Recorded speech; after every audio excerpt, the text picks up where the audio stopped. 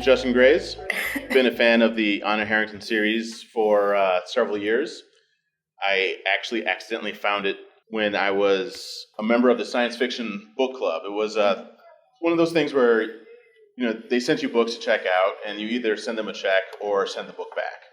And I'd meant to send this book back because I'd never heard of it. It was At All Costs, and I forgot to send it back. So then sometime later, I'm organizing my space, and I notice I have this book. I'm like, well, it's mine now since I've already paid for it. Might as well look at it. And I looked at the back of the book because I saw there was a glossary of terms. I was like, oh, this is really interesting. I should read this book. So then I open it up to the beginning, and I can't get into it. And I realize he is writing as if we're supposed to understand who these characters are already. This must not be the first book. I go look at what the first book is and say, all right, I'm going to check this out. Go find the first book, and then became the long journey of reading the rest of the Honor Harrington series. So here we are. I'm Stephanie. I feel a little underqualified. I like the Honor Harrington series, but I'm also kind of skipping around because sometimes I just find them in the little free libraries around my neighborhood because apparently there's another nerd running around just putting books in little free libraries. So I've read them a little out of order, but I've also read at least the first 5, and I have opinions about, space stuff, so why not? You've read some of them. Yes, I've definitely read some of them. And I've got also some of the short stories that are about the verse but not about honor, which I also appreciate those because it kind of ties in the military stuff without necessarily miring you in this super long storyline. 5th one, I believe, is Flag in Exile. Yeah, I've read that one. Yeah, that was a very interesting one. All right, so panel is race and culture in the Honorverse. David Weber's Honor Harrington series presents a very diverse gambit of humans in a far future when race does not seem to matter as much as politics. Juxtaposed against our own realities, how does this fundamentally affect our perception of the Honorverse? If I may ask you, how did you feel about it when you found out that it was a multiracial society that did not seem to notice that it was a multiracial society? I thought the names were more interesting than almost the race because he describes people in just almost very general terms, skin tone or whatever else they have going on is a second or tertiary thought. But they all have these very distinctive names, and they're not names that I feel you hear in the U.S. very often, so it's they kind of stick in your head, they're very, Russian Eastern Bloc names, and I'm just what happened in the world where the Eastern Bloc is what prospered and went into space in multiple formats? So it's as somebody who comes from looking at things from an anthropological background, I find these books fascinating because I'm just looking at the way that we are distributed now and what it kind of looks like then. The Andermani Empire, I think, is my favorite when looking at it that way because they are Chinese Germans. Let's see, Shenlu Enderman is he the emperor or is he the emperor's cousin? Emperor's cousin. You should be on this panel. So Shenlu Enderman, he's got the German name, German surname, House of Enderman, Shenlu. What had happened was that the nation of Potsdam, I can't pronounce it, had some issues. Some fungus popped up that pretty much destroyed their crops. And the first Enderman came in and invaded their world. They had open arms to him because they needed someone to come in and help them out because they were all dying. And he successfully managed to not only save them all, but set up his own little star empire, which has lasted for quite some time. But then the unique mix of German aristocracy and Asian cultures, very interesting. You can see quite the naming conventions change. Makes me curious about what they eat.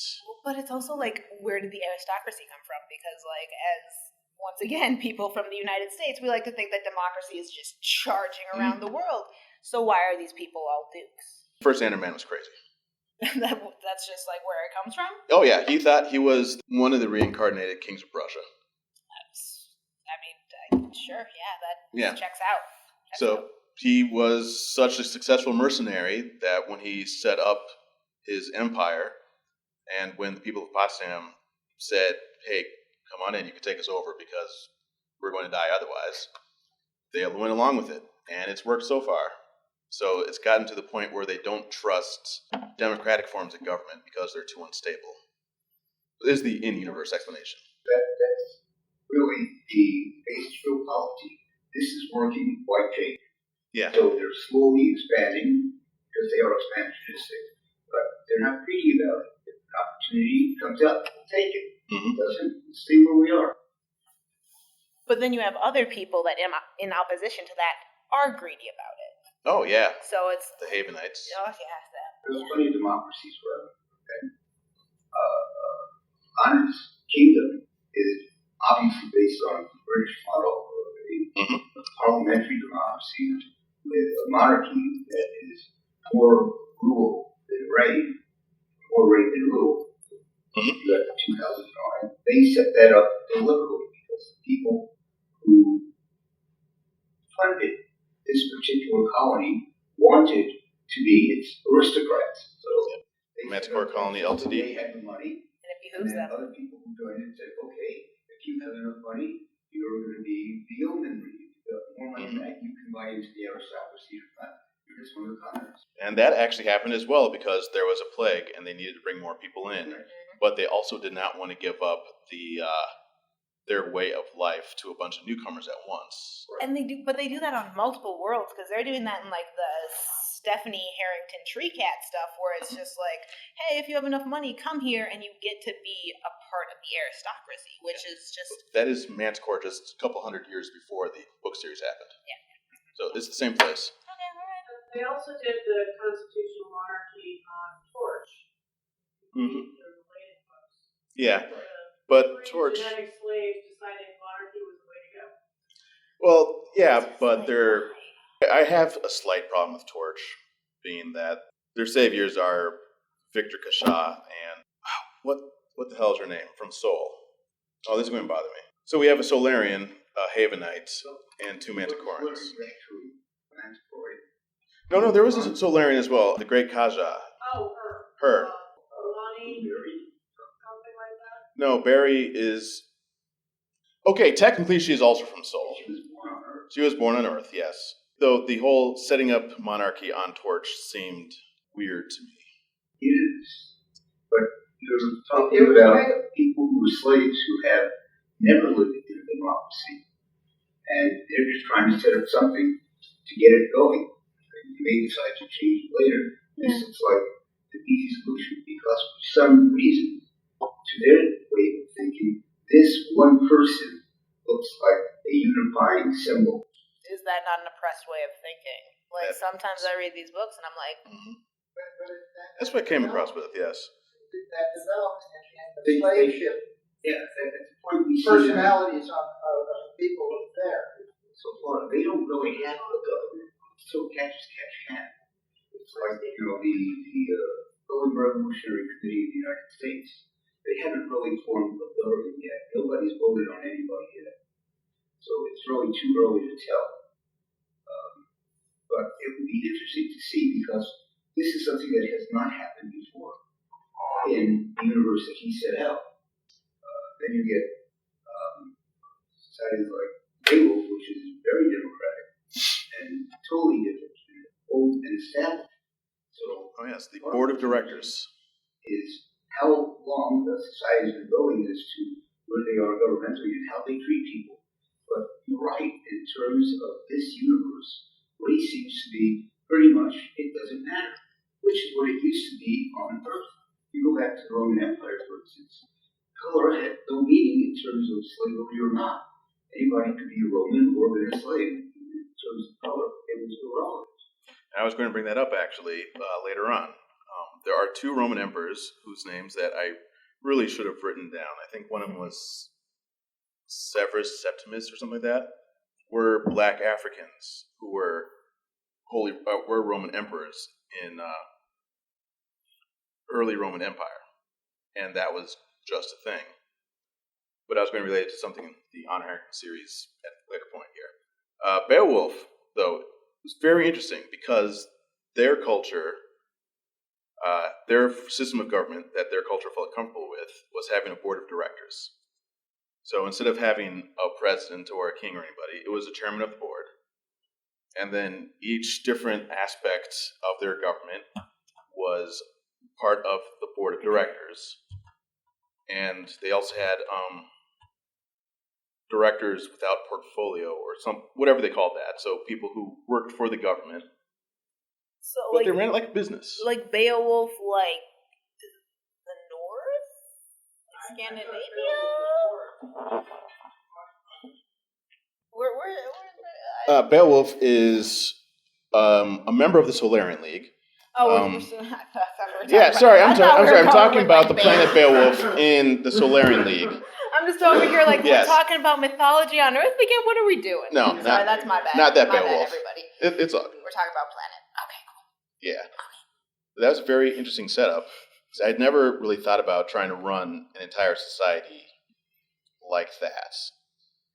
And trying to see if it would be successful or not. Because that society, they designed it to be a full-on meritocracy. Which to me seems like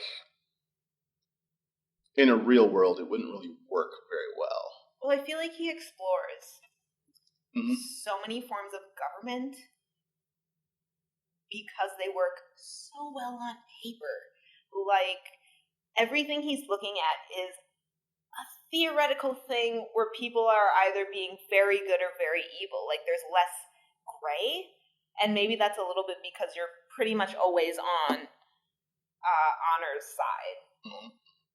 And, like, that obviously is creating less gray, but it's just, like, sometimes you're looking at it and you're like, well, I guess these people who are fundamentally religious about something, they don't sound that bad, and they do something bad, and you're like, oh, no, not them. And I think it comes around to, like, him really playing with the idea of, like, our humanity is so many shades of gray, but when you, like, are fighting against somebody, there's always gotta be a bad guy, and you might not disagree with those bad guys, but you have to fight them. And it's like this kind of, like, weird, and like these books sometimes make me real uncomfortable because I'm just, like, real afraid that this is exactly where humanity's going, where we're all just, like, in different spots in space just fighting each other. Yeah.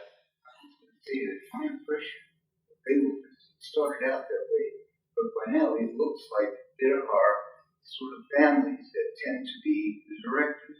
Sort of Catholicism usually is somebody gets power and they tend to pass it down. Yeah. So you got the ideal and you got what's and the same thing sort of with the planet that was settled by the gangsters. Mm-hmm. Erewhon, yeah. Got the same kind of different families. But then you come down to tribalism, and isn't tribalism a little bit inherently bad? And hated started out as a democracy, and because they made some wrong decisions over the long haul, took them in another direction. And if you really look at the book, they're not bad guys. They're just people who got in trouble and are looking for a way to get out of it. Yep. And from the perspective of the Master Plan, they picked a bad way to do it. Should I give a spoiler here about the Havenites? I think you're okay with spoilers here. All right. So the Havenites went down the path they went down because Mesa got involved and undermined their politics. Right. They paid off the right people and messed with the right bodies of government to get the President for Life made. I forgot the Harris family make them the President for Life. Yeah, they got corrupted by outside forces, by very devious, sneaky outside forces.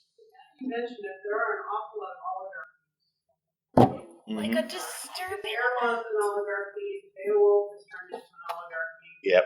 And the original Haven legislature list, I can't even say that, became an oligarchy. Yep. Inherited their seats in the legislature. Which, like, as an American, like, democracy, USA, doesn't that kind of, like, it's a weird book to read coming from an American's perspective. It's, like, I've always felt that way. Like, I've been reading through these books just, like, stalwartly, and I'm just like, this is interesting because it's making you think of a different kind of government as being the good guy. But in the United States, my impression is that it's like I said, if you want democracy, you gotta fight for it. Because if you don't, we're just as prone to fade into an oligarchy or sort of adversary, some sort, because they can manipulate. Democracy doesn't just run along on its own. But I mean, I'm talking more in the general idea that we have as Americans. Like, let's not get democracy is the general idea of the world. Yeah, but it's not always our idea of democracy. It's not the general idea of the world. We from the West like to think that it's the general. No, because even countries that don't practice democracy like to clothe what they're doing in the fiction of democracy. Like the People's Republics. Right. Yeah. But well, clothing it in democracy, it makes it seem like, they're not clothing it in democracy because, like, I don't feel like they've ever really been like, who's voting? Everyone. They've always kind of been like, this is what's best for our people. Like, it's their form of better rule is just, it's just like, I don't feel like they're parading it as democracy. I don't feel like anyone from anywhere is like, what's the People's Democratic Republic of North Korea, like, let them call it that, but, like, they've had a king. They know that dude's a king. Think about it realistically. If you have a multi-star system country, and you want to vote, how long does it take for the votes to come in? Counting, are you counting all by hand ballots, machines, or what? Well, what universe are you talking about? Because, like, there's no universe where that exists, but, like, in Hitchhiker's Guide to the Galaxy universe, that takes, like, half a second. Yeah. But even there, it's not instantaneous. It takes some amount of time. But voting here takes an amount of time. That's part of why. And now, if they got the tower clock coming in, those votes are going to take a lot longer to come in. So nothing is split.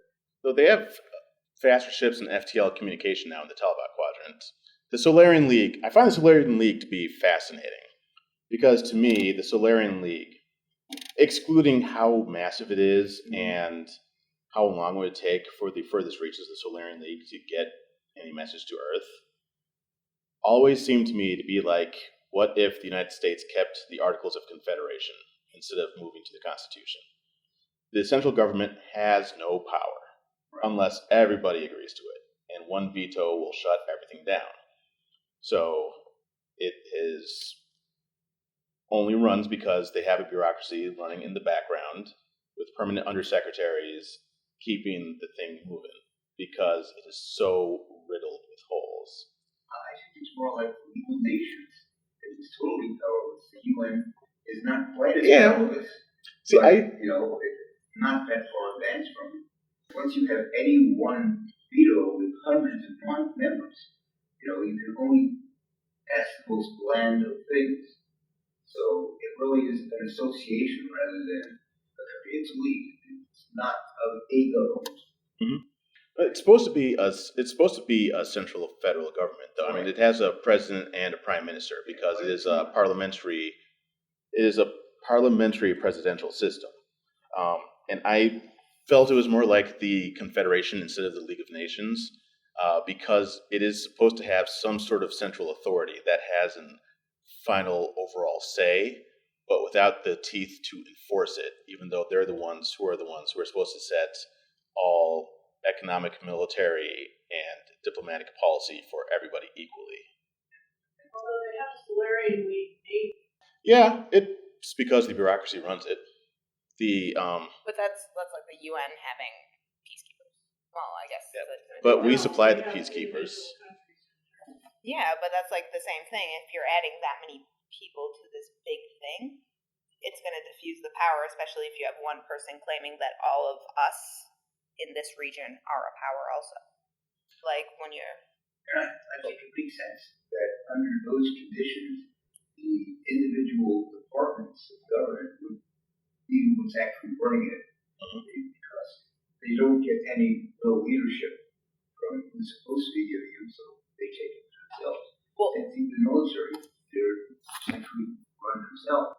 You let the bureaucracy get so big that the top of the bureaucracy doesn't matter. There's so many layers of insulation between this king and the person who is actually implementing things that it's like the king doesn't really matter.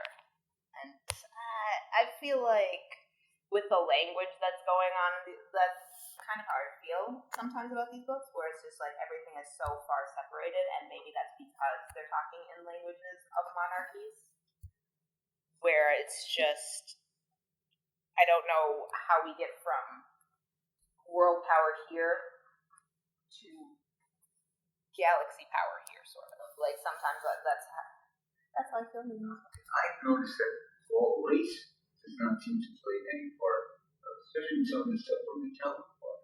You see that ethnicity or cultural identification or language, whatever, there are groups where some are over others just because of their background. There's super big stratification in these. You just get a lot of different castes, and it's like you have poor people who are always going to be doing this, and then it's like you have the people up here who are always going to be in government, and that's a weird thing also. Right. So I'm still coming at these books from you. Guys that are on top usually from this background, that background. It's not racial, but it's, where did your grandparents come from? Which, like, I guess it's good that it's not based on race, but like, it's based on, it's classist. It's very caste classist. Which, like, you don't want to be rooting for them as a casteist society, but like they're the good guys, and like this is just like such a real set of books, and I'm so angry about it. Angry about it. That's one of the nice things about the Korean society is there is social mobility. There's not that much. It's not that much. It's about maybe what we have now here. The only social... Yeah, we're viewing it from being the top of the good guys. We're the best guys. Like, it's the narrative. Only social mobility that they really show, the only ones who are commoners who have been given the opportunity to become, earls and duchesses and such, are the ultra wealthy, like Klaus Hopman, though he turned it down, as did his father, because they're supposed to be, aggressively lower class, super rich people who have more money than some members did. Fighting for the proletariat. Yeah, they're not fighting for the proletariat. And then the naval war heroes, like Honor Harrington, who is Horatio Nelson, or Horatio Hornblower more specifically, and accurately. Though Hornblower was also based off of Nelson, so... It's a society based on exceptionalism, and that exceptionalism might be based on how much money you were born with. Yeah, oh yeah. Harrington was slowed down a bit due to lack of money, whereas But they weren't poor. Like they weren't poor, but they were yeomen. They were like upper middle class. Yeah, and both your parents were doctors. Yeah, like they were doing fine. Whereas Pavel motherfucking Young. Yeah, so much money to make Solomon blush. Despite his massive military failings, let alone the rest of the reasons why he is a terrible human being who need to be put down, and fortunately he was. Too bad it took so long. Still was able to make captain of the list while, Harrington was a commander. Money. That's what it comes down to in every universe. Got enough money. His family's position and titles help as much as money. But like that's part of the money. Like you're not seeing people without titles having a ton of money. Although if somebody in Hopman's family wanted to do it without the title, the money would make. Yeah, plus it's like you've already been offered a title. Like your family is there and just actively denying that. They treat him as if he was a title. Yeah. That's it. It's got to be special. The only planet that we have right now in the Honor Harrington universe that doesn't have such a system where you have to be part of a family to be anywhere is post-revolutionary Haven, after they restored the old republic. Because they don't have that family history anymore. The few legislariats that survived the purges and then the next round of purges and all that. They were too low level to be really cared about, and then they were too low level to be shot for being evil, because they weren't really evil either. They were just trying to survive. That's the one society that doesn't have such a class system in place yet. But I wonder if they're going to get there, because even Beowulf, Benton Ramirez Chu Harrington says that her family is a dynastic family, even though Beowulf isn't supposed to have dynasties. And Earth is the most important planet in the Solarian League, but all of the big families in Battle Fleet are dynastic families. Even some of the bigger families, even some of the members of Frontier Fleets are dynastic families, even though they say they don't have an overt aristocracy. Well, because it's kind of like what you see in like old aristocracies, where you send the youngest son out to like the wherever to marry somebody's daughter, and like then you're getting a foothold as a member of the aristocracy in somebody else's culture who has a slight aristocracy. And I feel like that's always kind of where you see these names crossing over. That's what's going on. Like somebody is getting a foothold somewhere else at some point back here, thinking about where is my money and my name going to go in the future. Well, considering like real life in the past 20 years, or 30 years perhaps, the only presidents I can think of that aren't in dynastic families are Obama and 45. A dynastic, I mean politically dynastic. Because, the Bushes were all related, not only to, Bush Sr. and Bush Jr., but they were related to Prescott Bush, and then some people who weren't named Bush, whose names are escaping me at the moment. But they're like other rich people with powers who became, they related to some earlier presidents. The Clintons were related to some earlier presidents, I believe. I think Reagan was as well, even though he was an actor. He was pretty much put up by interests that were part of the Republican Party. So he was electable. He was electable. I thought he had some DNA relation as well. Back a number of generations. Yeah, like it was like not him, but it was like a great grandfather. I feel like I just watched a documentary about this, and it was like something where he was like kind of suckered into this by having like a famous war hero great grandfather.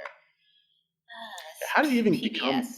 Is that how he became governor of California first? Even maybe it was just handsome. I feel like California's a bunch of suckers.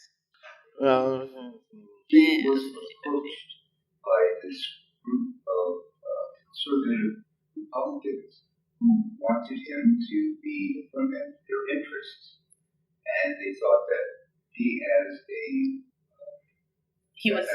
experienced rich man, would be able to do what he needed to say. In the beginning, he was too poor for their needs, so they cut him deals to get more money so he could actually swim in their society. So he really was a preacher of these interests. They built him up to the point where he was politically vital. So I want to call him Bane. Anyway, Speaking of conservative Republicans, one of the things that I wish that Weber got into in his books was how each culture defines their political spectrum differently. Like how liberalism and conservatism in the United States is different from what it is in Europe. So what we do get is the 5 major parties for the Star Kingdom. We have the liberals, the progressives, the conservatives, the crown loyalists, and the centrists. And then on Haven, the new Republic of Haven, we have the corporate conservatives and the New Democrats and a bunch of others that are escaping me at the moment, because we only got to talk about them once when Honor Harrington was being Queen Elizabeth's representative to Haven. but they didn't really. They had David Weber had an opportunity there to be like, so this is how we view things in this way. But to someone else, the same titles may have a different meaning over here. A corporate conservative to the Manticorans, may mean like to us how it's business first and everyone else can eat dirt. Whereas in, say, the UK, it would mean less dirt, really. The government hasn't been around long enough to have enough elections to be able to really tell you that. It's all still too new. It doesn't take a lot of elections. No, it didn't. I mean, we ended up with parties after Washington. Right, and the Immediately. parties we have now are different parties than what we had then. We'll shake out. But True, but there's always a this side and a that side. Like, we've never had this, like, amazing thing where there's, like, 17 parties fighting it out for parliament stuff. Yeah. On the other hand, though, our election system is set up to allow for two parties. Yeah. Because of things such as the spoiler effect, strategic voting, disenfranchisement, and so forth. Which is why we need to have instant runoff Let's voting. just talk about idealism. Idealism Like, would if we be could instant just- runoff It voting. would be. Oh, that's not an equivalent. Does the structure of the Honor Harrington universe, does this look like something that we would rather have or aspire to over what we have now? Or is it just another system and its problems are its problems and our problems are ours? Culturally, I feel like we all no. have a fandom universe we look at and go, like, you know what, that looks pretty good. Mhm. And I don't know that many people are looking at this universe and being like, you know what, that looks pretty good. Because it's a little bit too much war and a little bit too much us against them. Like, it would be nice if humanity could have gotten, like, if we could at least be running around just fighting aliens. Like, us versus these blue guys. Like, screw those guys. And this doesn't look enough like that for me. So it's like a series I find interesting because I think it's a little bit more true to if we get into space where we would be headed, which depresses me. Yeah. But I also like it because it's a little bit more true and it's depressing, and that's where we're headed to. Like, oh God, why? There you go. Your main character is a military officer, Yeah. and you're writing But fiction to entice people. It's going to have a lot of those reactions. it is. And we haven't mentioned yet, and I find interesting, is Grayson. The Protectorate of Grayson. Because it is a very conservative religious theocracy. Yes. Which is not towards democracy, but towards liberalization. As they expand into the universe and find out how different the real world is outside of their planet. I very specifically didn't mention Grayson. It's still just domination. It's still just humans running around thinking the same colonialist thoughts, and you would think that we could get past that a little bit, maybe fight about something else. Not just the same colonial thoughts, but with not the normal amount of religion thrown into it, but extra religion. Let's live on a radioactive planet because God will make it into a planet that is not radioactive. I really would have moved everyone into space habitats long ago. It's like anywhere. Like, and like, why would you go bother them? It's just like, why are you just not just fencing off that whole planet and just forgetting about them as this weird little thing that happened? It's They were like Waco. tactically They important. are Waco. Yeah. And just go away, please. And then the Masons. Some ways it's more wacko because they got a planet that doesn't have that problem and they want to go back to the one that does. That's just like, it's humanity. He's looking at humanity and what we've already done, and we're terrible. We're just all terrible. And he's looking at it and being like, let's do that in space. Because it's exactly what we're going to do. Like, if we just keep going on the path that we're going, it's exactly what we're going to do. Elon Musk is going to get America into space, and we're going to be, like, mining asteroids and being mean to everybody. Yeah. It's going to be terrible. It's going to be terrible. I personally would not want to live in the Honor Harrington universe at all. Not on any planet in that universe.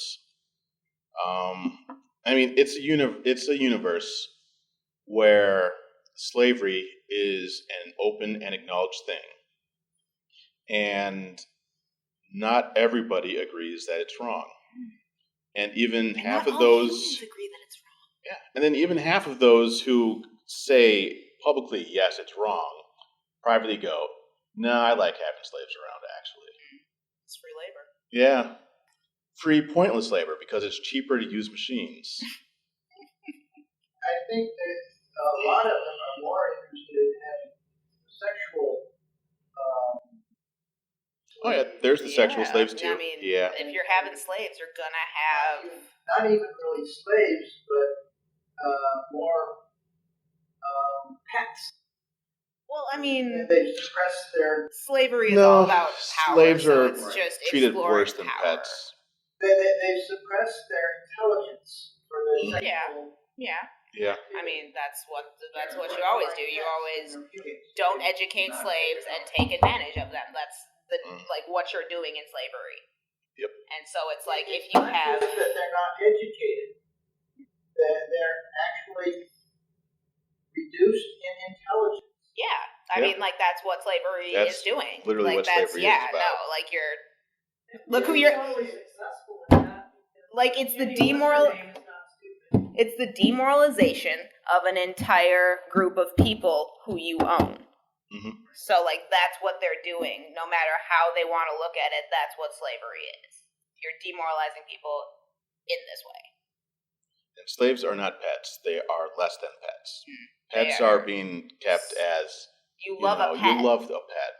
And you treat them well. And you want them to have a nice, fulfilling, happy life.